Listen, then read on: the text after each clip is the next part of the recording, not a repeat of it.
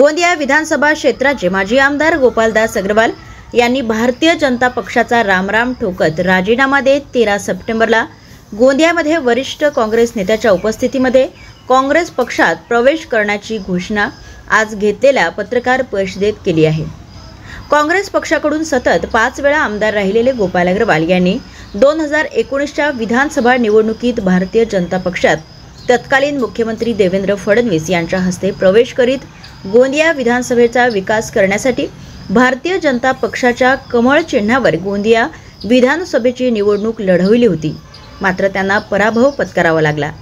तर गेल्या 5 वर्षांमध्ये भारतीय जनता पक्षात राहून सुद्धा आणि सत्तेत सहभागी असताना सुद्धा हव्या त्या प्रमाणात गोंदिया विधानसभेचा विकास न करता आल्याने आगामी विधानसभा निवडणुका पाहता काँग्रेस पक्षात घर वापसी करीत असल्याचे माजी आमदार गोपालदास अग्रवाल यांनी आज पत्रकार परिषदेत सांगितले आहे।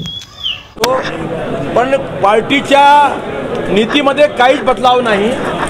जे मागच्या 2 वर्ष 3 महिन्यामध्ये सुरू होता ते आज पण सुरू आहे। ते माझ्या राजीनाम्यामध्ये लिहिलेलं आहे मी।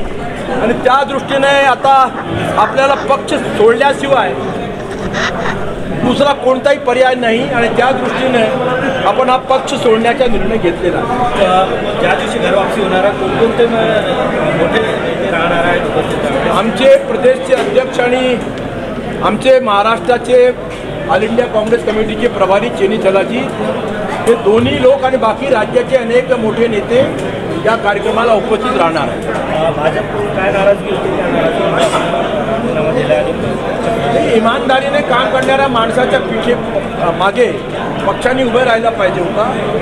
प्रत्येक निवडणुकीमध्ये आम्ही इमाने ऐतबारी काम केलं। जिल्हा परिषदेची असो, ग्रामपंचायतची असो, आमच्या लोकसभेची असो, आणि ते सर्व करत असताना आम्हाला कुठेही जर पक्षामध्ये